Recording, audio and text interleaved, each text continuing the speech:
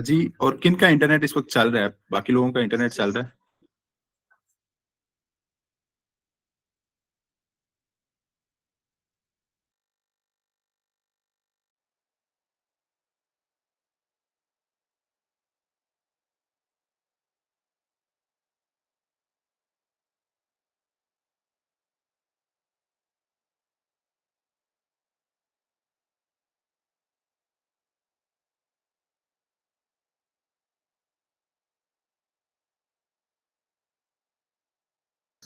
जी, अगर मिसाल के तौर पे किसी का इंटरनेट नहीं चल रहा, जैसे सेंटर में स्टूडेंट्स बता रहे हैं कि इंटरनेट नहीं चल रहा, तो इसमें आप ये कर सकते हैं कि अपने-अपने मोबाइल्स के ऊपर गूगल मीट की एप्लीकेशन होगी आपके पास, तो उसको अगर आपने डाउनलोड किया हुआ है, तो उसपे आप लोग क्लास अटेंड कर लें, अगर किसी के मोबाइल का इंटरनेट चल रहा है।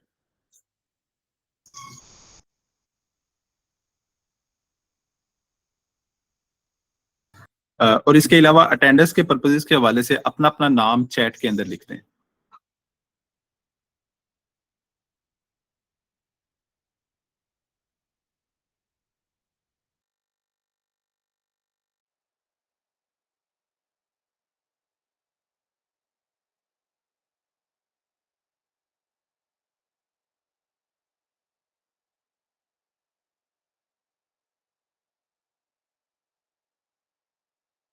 जी, जो लोग एक डिवाइस के ऊपर अगर एक से ज़्यादा लोग क्लास ले रहे हैं, तो वो भी अपना नाम लिख दीजिएगा।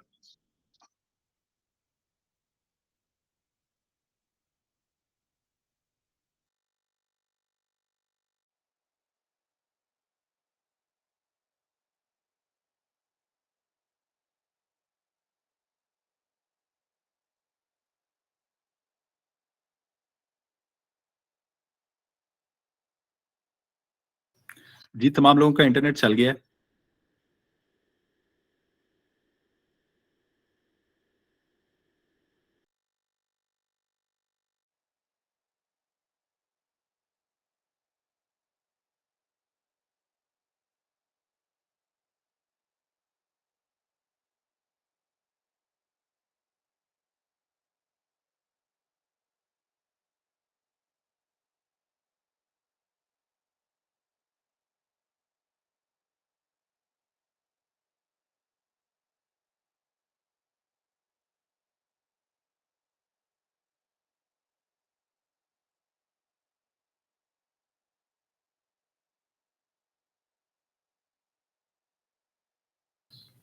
जी, मुझे बताइएगा जिन लोगों का इंटरनेट नहीं चल रहा है, एक दफ़ा हैंड रेज़ कीजिएगा।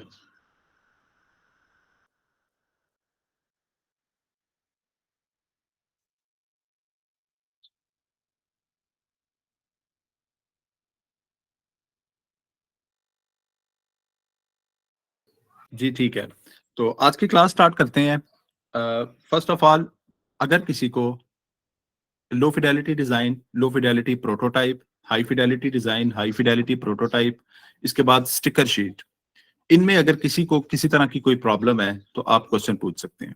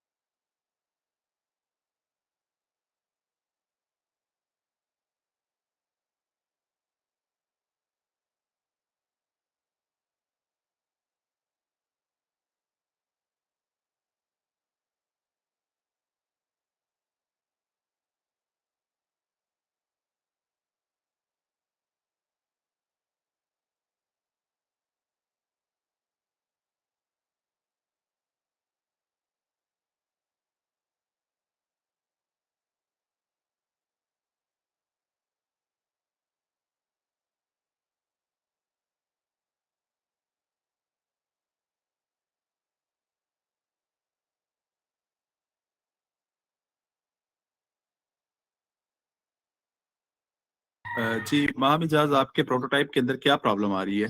आपका हाई फिडेलिटी प्रोटोटाइप आप कह रही हैं कि उस तरह से प्रॉपर नहीं चल रहा। क्यों नहीं चल रहा, उसमें क्या इशू है? जी बिल्कुल, मैं स्टिकर शीट का थोड़ा सा ओवरव्यू दे देता हूँ।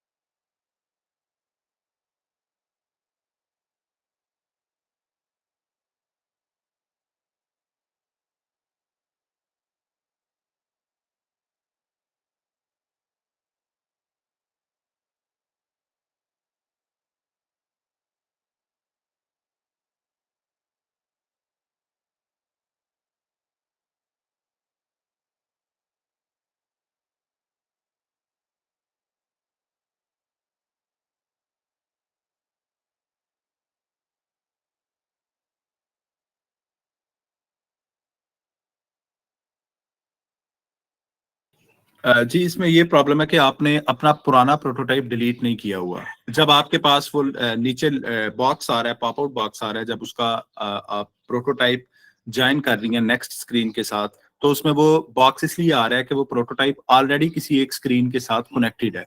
तो पहले आपको उसको डिलीट करना पड़ेगा, उसके बाद आपको ये न्यू ऐड करना पड़ेगा। आप ये कीजिएगा, आपका जो डिजाइन है उसके ऊपर शेयर का एक बटन बना होगा। डिजाइन को ओपन करें, उसमें शेयर के ऊपर क्लिक करें और ईमेल में अपनी चैट बॉक्स के अंदर लिख रहा हूँ, यहाँ से कॉपी कर लीजिएगा और मुझे अपना डिजाइन शेयर कर दें तो मैं उसे देखता हूँ बाद में।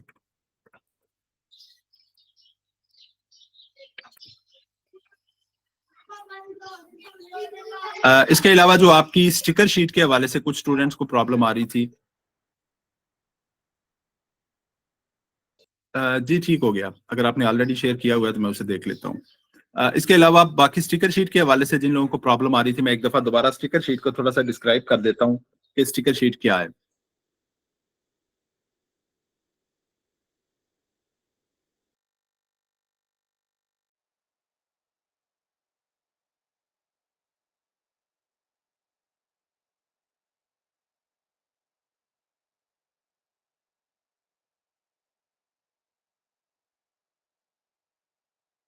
जी, तो मैं आपके साथ अपनी फिग्मा की स्क्रीन शेयर कर रहा हूँ।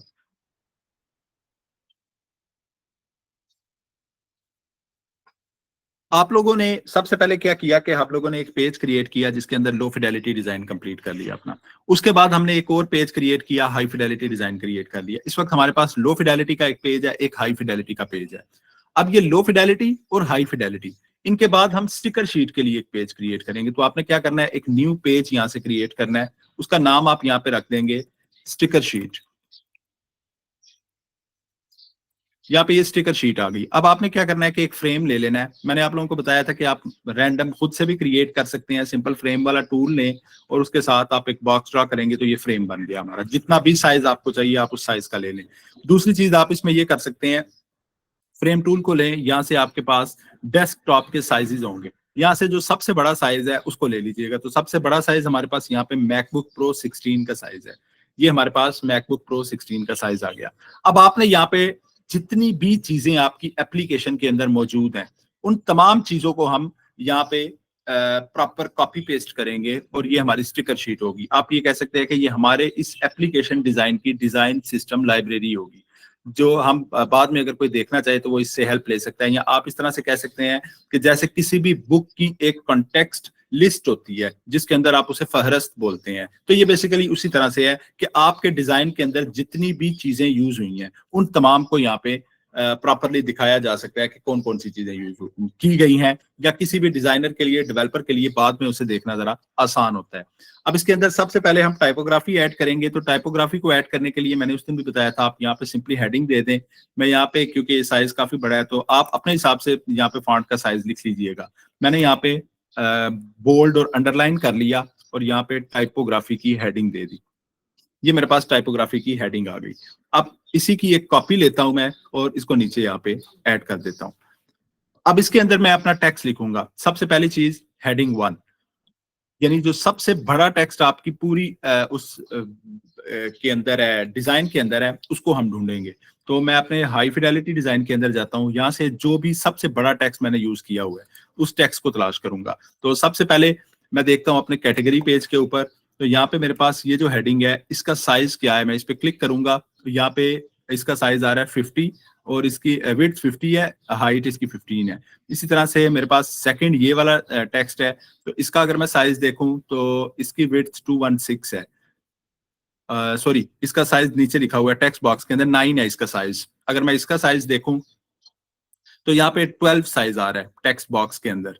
उसके बाद हमारे पास ये टाइटल आ गया, इसका साइज 9 है, यानी ये छोटा साइज है। इसके बाद इसका साइज 12 है, तो अभी तक मेरे पास सबसे बड़ा साइज 12 है।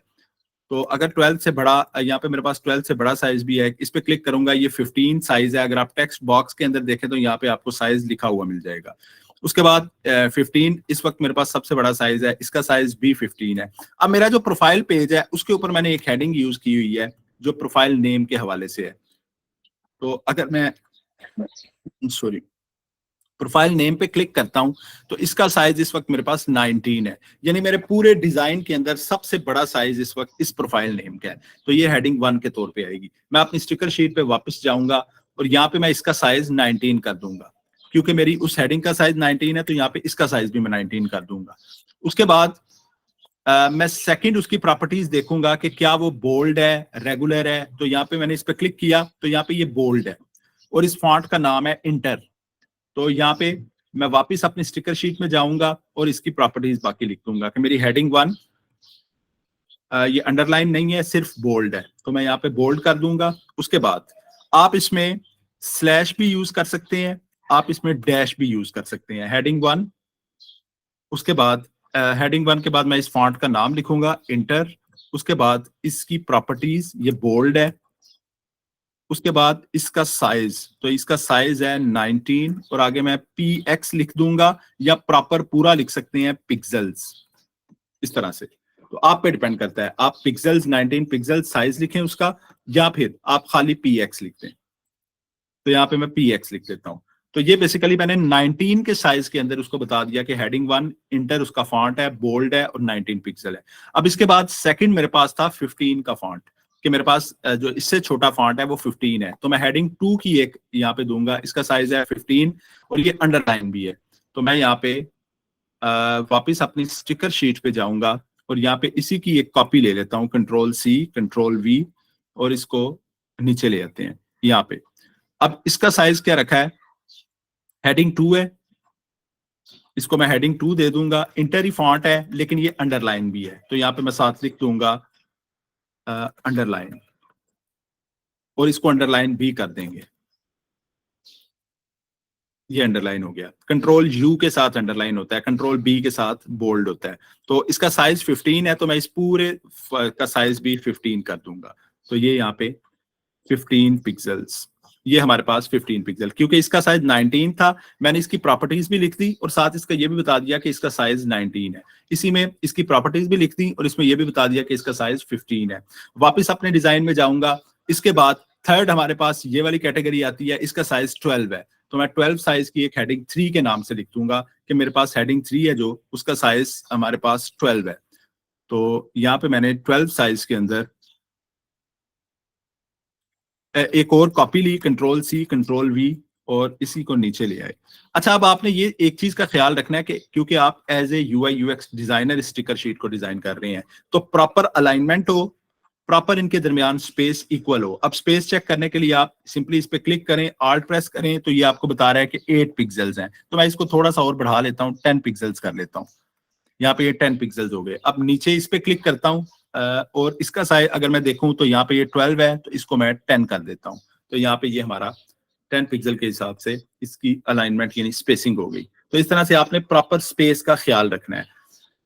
अब यहाँ पे इसका क्योंकि साइज 12 है तो इसका साइज मैं 12 पिक्सल कर दूंगा। ये अंडरलाइन थी तो मैं इसको अंडरलाइन कर दूंगा। जी ये भी अंडरलाइन है तो इसको भी मैं अंडरलाइन करूंगा और इसका साइज मेरे पास 12 पिक्सल है, तो इसको यहां से भी मैं 12 पिक्सल के साइज के अंदर लिख दूंगा।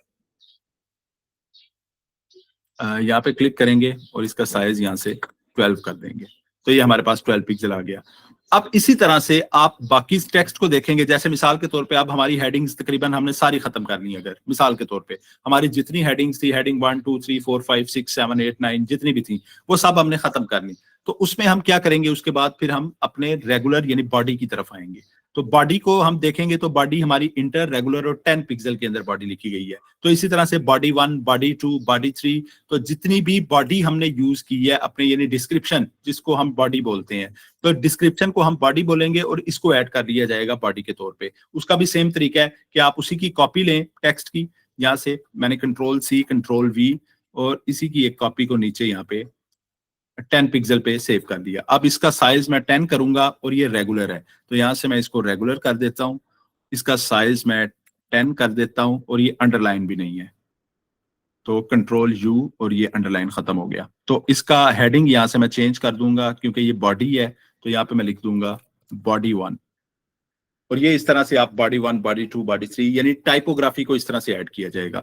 अच्छा, इसके बाद आपने जितने आइकॉन्स यहाँ पे कॉपी किए हैं, इसी तरह से आप आइकॉन की हेडिंग देंगे, यहाँ से इसको कॉपी करेंगे और यहाँ पे इसकी आप इसको नीचे भी लेके जा सकते हैं और इसको ऊपर भी रखा जा सकता है।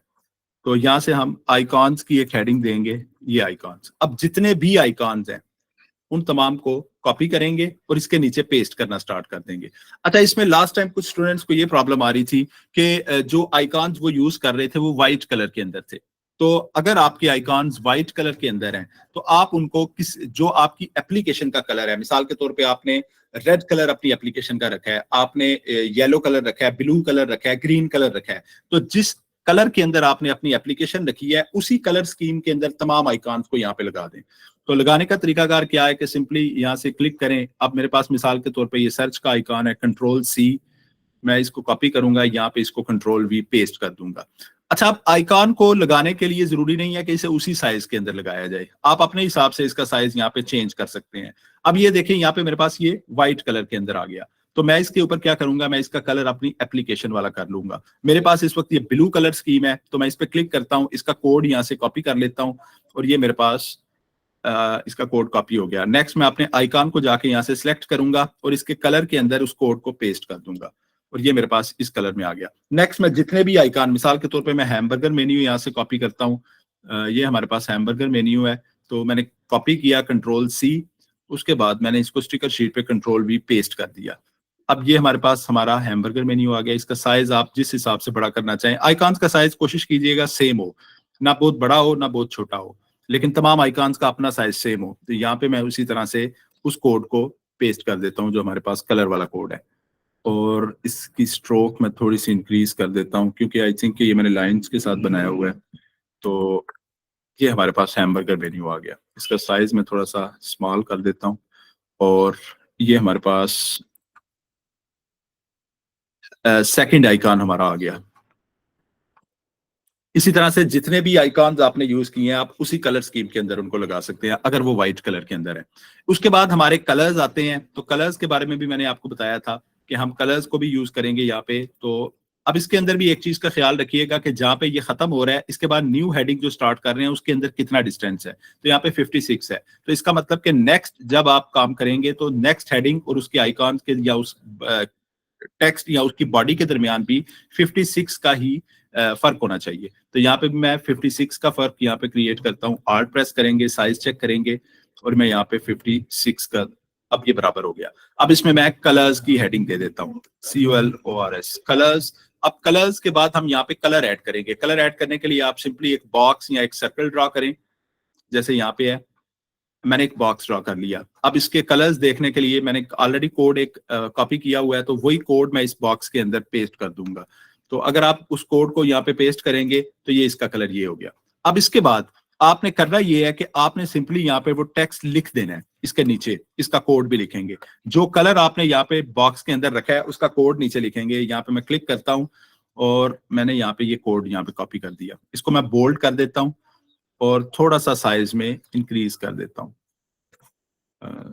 इसका मैं साइज यहाँ पे 15 कर देता हूँ ताकि इस बॉक्स के साथ प्रॉपर अलाइन हो जाए, ये इस तरह से। अब इसके अलावा आपने कोई और कलर यूज किया है तो आप इसी की कॉपी ले लें और उसके बाद इस कोड को यहाँ पे पेस्ट कर देंगे। तो मैं वो दोबारा मॉकअप में जाता हूँ, तो मेरे पास एक ब्लैक कलर है और नॉर्मली मैंने क्योंकि ब्लू कलर की स्कीम ली हुई है, तो ब्लैक कलर का कोड क्या है, हेक्सा 6, हमारे पास 6 जीरोज होते हैं ब्लैक का कलर कोड। तो इसी तरह से मैं यहाँ पे क्लिक करूंगा और क्लिक करने के बाद यहाँ पे मैं ब्लैक कलर को यहाँ पे कर दूंगा। इसके कोड की जगह मैं इसका कोड लिख दूंगा, ये मेरे पास कोड आ गया। इसको प्रॉपर सेंटर अलाइन कर दूंगा। अब मिसाल के तौर पे आपने व्हाइट कलर को लेना है, तो व्हाइट कलर को कैसे लिया जाएगा, हम यहाँ पे क्लिक करेंगे, यहाँ से व्हाइट कलर लेंगे या जो भी उसका कोड है एग्जैक्टली वो कोड लेंगे।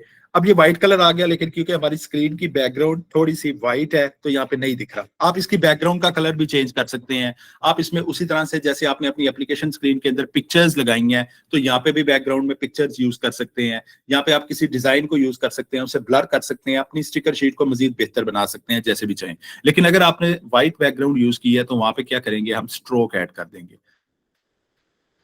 अब यहाँ पे मैंने स्ट्रोक ऐड कर दी और व्हाइट कलर का कोड हमारे पास क्या है, हेक्सा एफ, तो यहाँ पे मैं हेक्सा एफ ऐड कर दूंगा इसके कोड के तौर पे,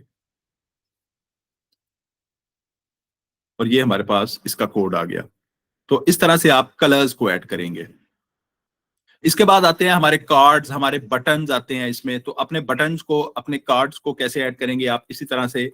इसका मैं साइज स्मॉल करता हूँ थोड़ा सा, एक हेडिंग ली यहाँ से, इसके अंदर मैंने रख दिया कार्ड्स। तो मैं अपने डिजाइन के अंदर से कार्ड्स लूंगा। अब कार्ड्स क्या है, बेसिकली मैं अपने मॉकअप डिजाइन में जाता हूँ। अब ये मेरे पास एक कार्ड है, इसी तरह से मेरे पास ये एक कार्ड है जिसमें आपने इमेज, टेक्स्ट और डिस्क्रिप्शन यूज की है। कंट्रोल सी कॉपी किया इसे।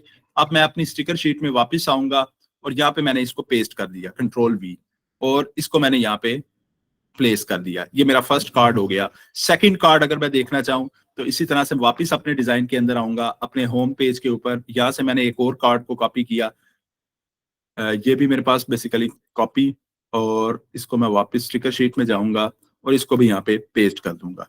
आई थिंक ये सेम ही है, तो अगर सेम होगा तो उसको हम नहीं रखेंगे, तो इसको मैं यहाँ पे डिलीट कर देता हूँ और देखता हूँ मैं कोई डिफरेंट कार्ड्स अगर मेरे पास मौजूद हैं। जैसे ये हमारे पास कैटेगरीज का पेज है, तो इसके अंदर मेरे पास ये कार्ड है, कंट्रोल सी, और उसके बाद मैं इसको स्टिकर शीट पे जाके पेस्ट कर दूंगा, कंट्रोल वी। ये मेरे पास सेकंड कार्ड आ गया। इसी तरह से मैं वापस अपनी मॉकअप डिजाइन पे आता हूँ और यहाँ पे अगर मेरे पास कुछ डिफरेंट कार्ड, एक डिफरेंट कार्ड मेरे पास ये है, तो इसको मैं यहाँ से कॉपी करूंगा, कंट्रोल सी। कार्ड में बेसिकली ये होता है कि आपकी डिस्क्रिप्शन, आपकी इमेज और ये तमाम चीजें इकट्ठी ऐड की गई होती हैं। तो यहाँ पे ये मेरे पास 3 कार्ड्स हो गए। इसके अलावा भी अगर कोई कार्ड है तो सेम कार्ड को हम यूज नहीं करेंगे, डिफरेंट कार्ड्स को यूज किया जा सकता है। आई थिंक इसके अलावा कोई नहीं है। तो यहाँ पे वापस मैं अपनी स्टिकर शीट में आऊंगा। अब इसके बाद हम बटन्स ऐड करेंगे। तो यहाँ पे हम इसी की कॉपी लेंगे और यहाँ पे हम डबल क्लिक इसके ऊपर, बटन्स, BU, यहाँ पे ये बटन्स आ गए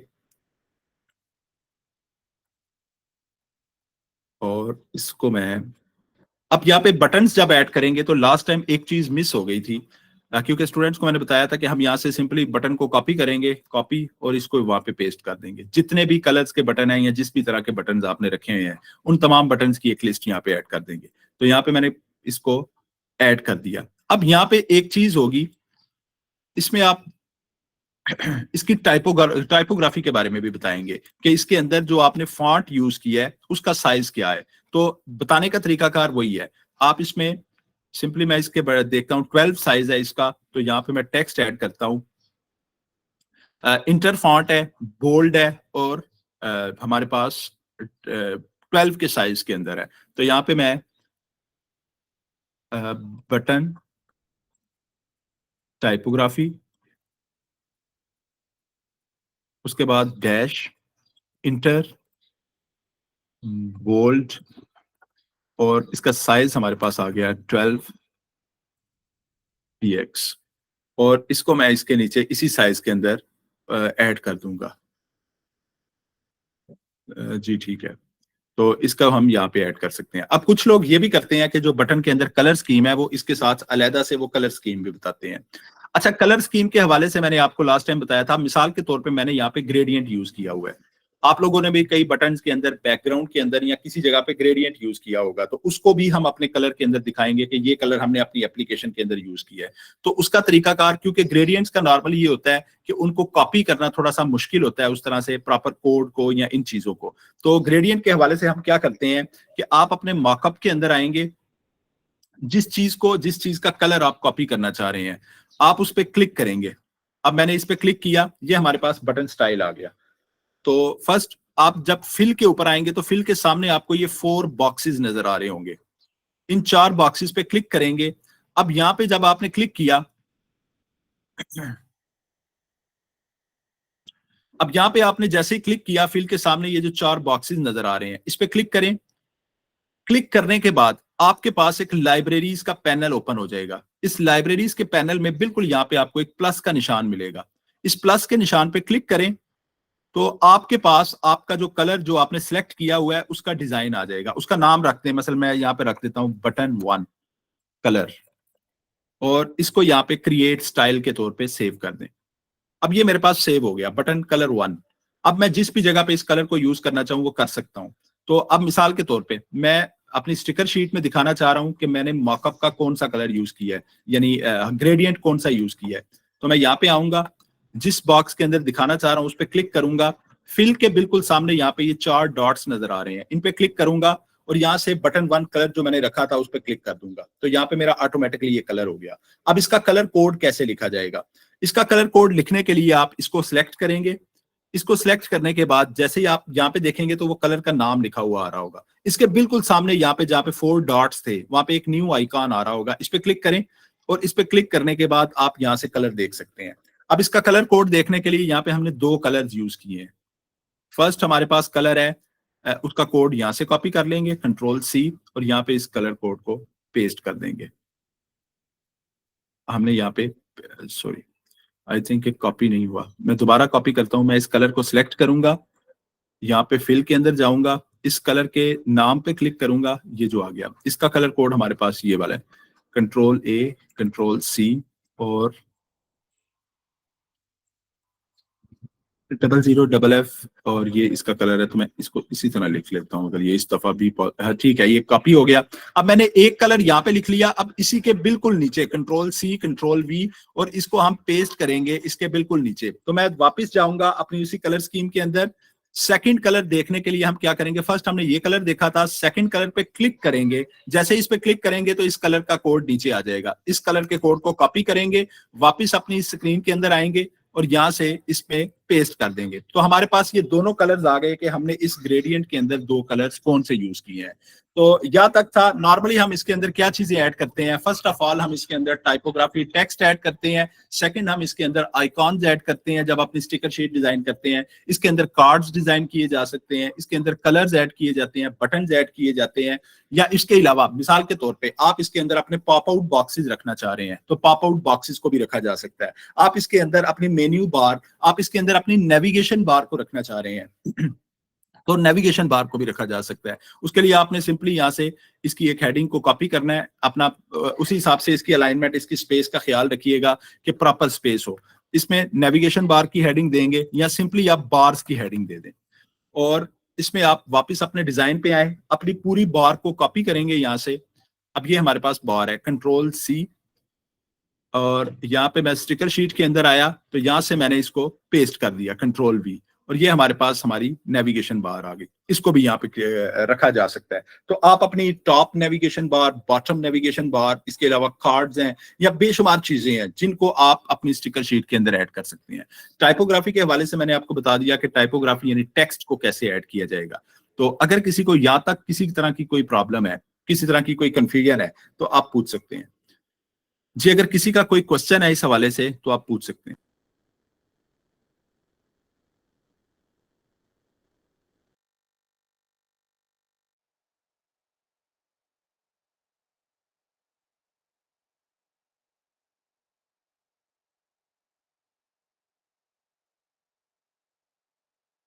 इसमें जो आपका लास्ट क्वेश्चन है उसके हवाले से मैं बता रहा हूँ कि अगर मिसाल के तौर पे आपकी एक एप्लीकेशन है, उसके अंदर जैसे रिसिप्ट है, तो रिसिप्ट के अंदर आपकी ज्यादातर हेडिंग्स होती हैं।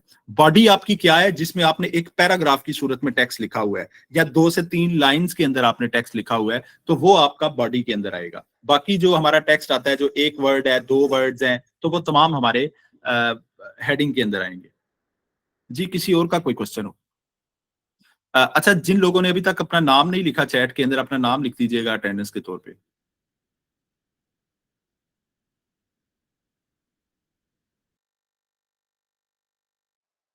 आज वैसे तो मैं चाह रहा था कि मैं आप लोगों को केस स्टडी स्टार्ट करवाऊं, लेकिन आई थिंक कि आप लोग अभी स्टिकर शीट पे हैं कुछ स्टूडेंट्स, और यूजेबिलिटी स्टडी किन लोगों का कंप्लीट है? यूजेबिलिटी स्टडी किस किस ने कंडक्ट की है अभी तक? अपना हैंड रेज कीजिएगा।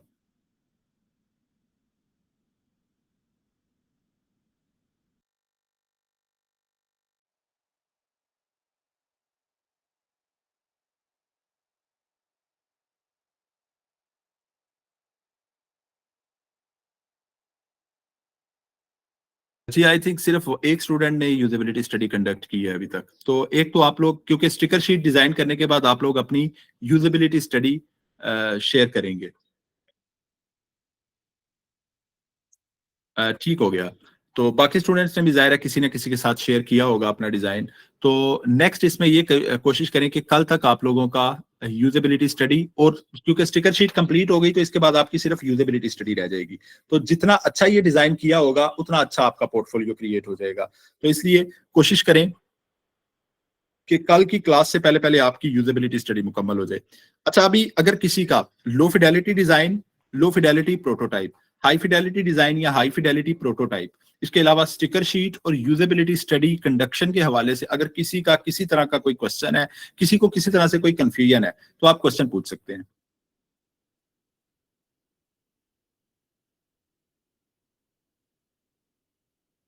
या इसके अलावा जितना भी काम अभी तक हमने किया अपने डिजाइन के अंदर, अगर किसी को किसी चीज में कोई कंफ्यूजन है या किसी तरह की कोई प्रॉब्लम फेस कर रहा है, तो आप क्वेश्चन पूछ सकते हैं।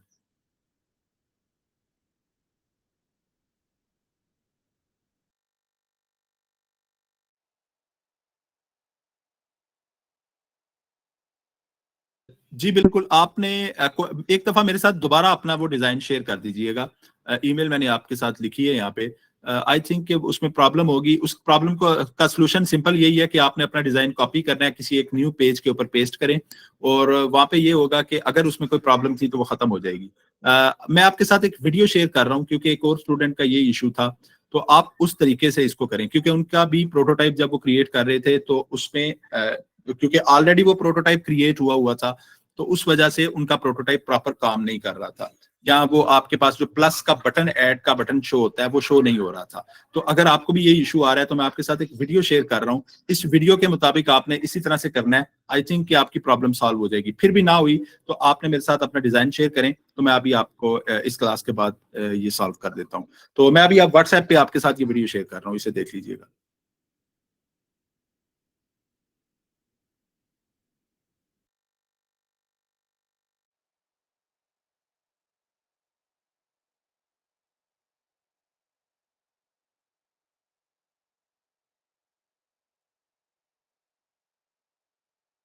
जी बिल्कुल, मैं आज के रिकॉर्डिंग की वीडियो आप लोगों के साथ शेयर करूंगा। इसको मैं उसी तरह यूट्यूब पे अपलोड करूंगा और आप लोगों के साथ उसका लिंक शेयर कर दूंगा। क्योंकि मैंने लास्ट टाइम आपकी क्लास में पूछा था, तो आपकी क्लास में ज्यादातर लोगों का ये कहना था कि यूट्यूब पे लिंक शेयर करना ज्यादा बेहतर है, इसकी निस्बत कि मैं आपके साथ डायरेक्टली रिकॉर्डिंग शेयर करूँ।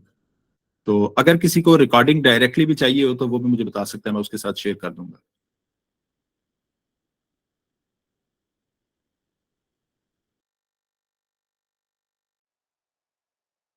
जी, किसी का कोई इशू है, किसी की कोई प्रॉब्लम है तो मुझे बताइएगा। एप्लीकेशन डिजाइन में किसी को कोई कंफ्यूजन हो, अभी तक जितना काम हमने किया, जिसमें फर्स्ट ऑफ ऑल हमने इंटरेक्शन डिजाइनिंग की, रिसर्च कंडक्ट की, उसके बाद सेकंड हमने इसके अंदर विजुअल डिजाइनिंग की, आइडिएशन की, थर्ड हमारे पास प्रोटोटाइपिंग थी, और लास्ट हमारे पास टेस्टिंग है। तो हमारा जो डिजाइन थिंकिंग प्रोसेस था वो एप्लीकेशन के हवाले से तकरीबन मुकम्मल हो चुका है। अब इसमें क्योंकि कुछ स्टूडेंट्स आप लोगों के मिड्स चल रहे थे या कुछ के फाइनल चल रहे थे, जो भी था आपके एग्जाम थे, तो उस वजह से कुछ स्टूडेंट शायद थोड़े से इसमें पीछे हैं बाकी स्टूडेंट्स की निस्बत। तो इसमें कोशिश करें कि आप कल यूजेबिलिटी स्टडी आपका मुकम्मल हो जाए, क्योंकि मैं चाह रहा हूँ कि तमाम स्टूडेंट्स इक्वली इसमें पार्टिसिपेट करें। अगर कुछ स्टूडेंट्स का इसमें यानी हम आगे चलते जाएंगे तो उन लोगों का लॉस ये होगा कि उन लोगों को समझ नहीं आ पाएगी प्रॉपरली।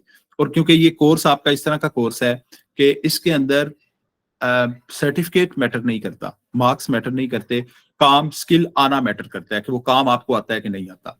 तो इसलिए कोशिश करें कि प्रॉपरली इसको क्रिएटिव माइंड के साथ अच्छे से डिजाइन करें। जितनी अच्छी आपकी एप्लीकेशन होगी उतना अच्छा आपका पोर्टफोलियो बिल्ड होगा, और जितना अच्छा आपका पोर्टफोलियो होगा उतने ज्यादा चांसेस आपको काम मिलने के।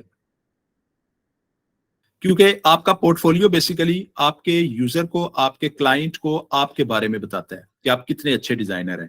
तो अगर आपका पोर्टफोलियो ही प्रॉपर डिजाइन नहीं है तो इसका मतलब, आप मिसाल के तौर पे हमारे पास ये गूगल मीट की एप्लीकेशन है या गूगल मीट की वेबसाइट है।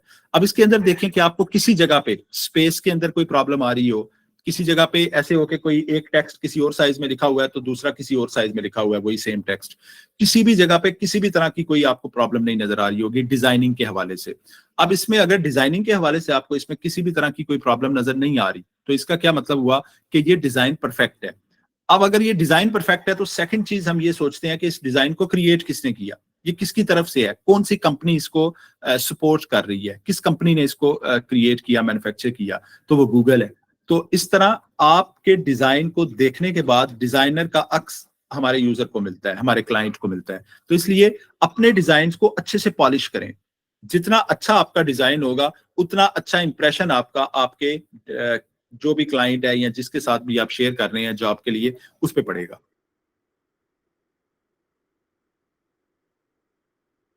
अच्छा, इसमें कल कुछ स्टूडेंट्स ने हमारे फेसबुक ग्रुप में ऐड होने के लिए रिक्वेस्ट की थी, लेकिन उसमें वही प्रॉब्लम आ रही है कि कुछ स्टूडेंट्स विदाउट क्वेश्चंस ऐड होना चाह रहे हैं। तो उसमें कोशिश करें, क्योंकि ये सिर्फ स्पेसिफिकली एजे के आईटी सेंटर के जो हमारे यूआई यूएक्स बैच के स्टूडेंट्स हैं उन्हीं के लिए है। और आई थिंक के हेल्पफुल है ग्रुप हमारा। लेकिन अगर कोई ऐड होना चाह रहा है तो उसमें प्रॉपर 3 क्वेश्चंस है। आपने ये बताना है कि डिजाइन थिंकिंग प्रोसेस क्या है, उसमें 5 ऑप्शंस दिए हुए हैं, उन 5 को सिलेक्ट करना है, अपना नाम लिखना है, बैच का नाम लिखना है और यूआई यूएक्स का यानी ट्रेनर कौन है आपका, और एग्री करना है आपके रूल्स के साथ आप एग्री कर रहे हैं। इसके अलावा कोई मेरे ख्याल में ऐसी मुश्किल चीज नहीं है कि जो आपके लिए लिखनी मुश्किल हो या बतानी मुश्किल हो। तो इसलिए क्वेश्चंस के प्रॉपर आंसर दें, उसके बाद आपको मैं इंशाल्लाह उस ग्रुप में ऐड कर दूंगा।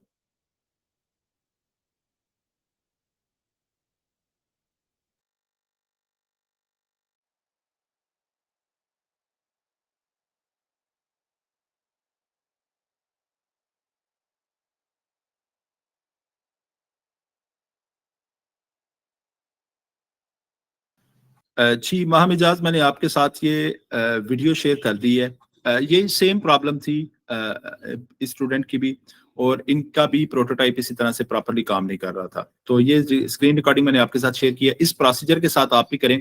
अगर फिर भी समझ ना आई या आपकी ये प्रॉब्लम सॉल्व ना हुई तो मैं ऑनलाइन हूँ, आप मुझे मैसेज कीजिएगा, तो मैं आपके साथ, अगर आप मेरे साथ अपना डिजाइन शेयर करती हैं तो मैं इंशाल्लाह उसे सॉल्व कर दूंगा, और साथ आपको स्क्रीन रिकॉर्डिंग में बता दूंगा कि क्या प्रॉब्लम थी, अगर ये प्रॉब्लम ना हुई तो।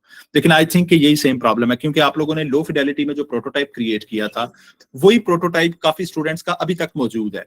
तो अगर आपका वो प्रोटोटाइप मौजूद है तो इसका मतलब कि आपके वो बटन या आपकी वो लाइंस, आपके वो टेक्स्ट ऑलरेडी किसी स्क्रीन के साथ कनेक्टेड है। तो जब आप उसका प्रोटोटाइप क्रिएट करेंगे तो उससे पहले जरूरी है कि आप उसका पिछला प्रोटोटाइप खत्म कर दें।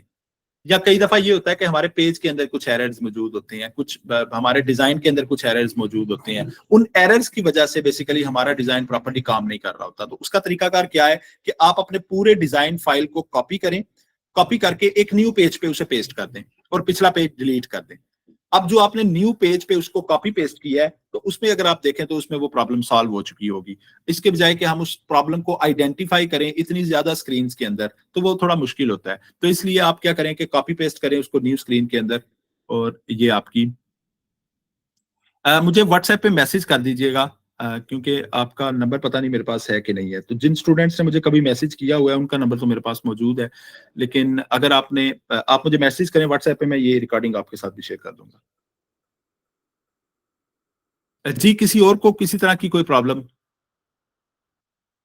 अपनी अटेंडेंस तमाम लोगों ने बोल दी है। अगर किसी स्टूडेंट ने एक डिवाइस पे 2 या 3 स्टूडेंट्स क्लास ले रहे थे, तो अगर किसी का नाम नहीं लिखा तो प्लीज वो भी शेयर कर दीजिएगा।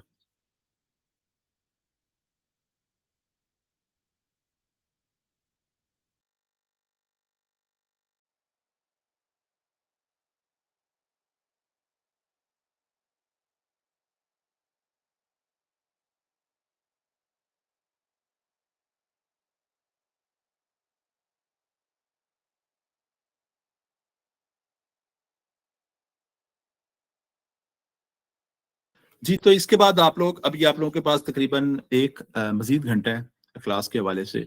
तो आप लोग ये करें कि अपने डिजाइन के ऊपर प्रैक्टिस करें।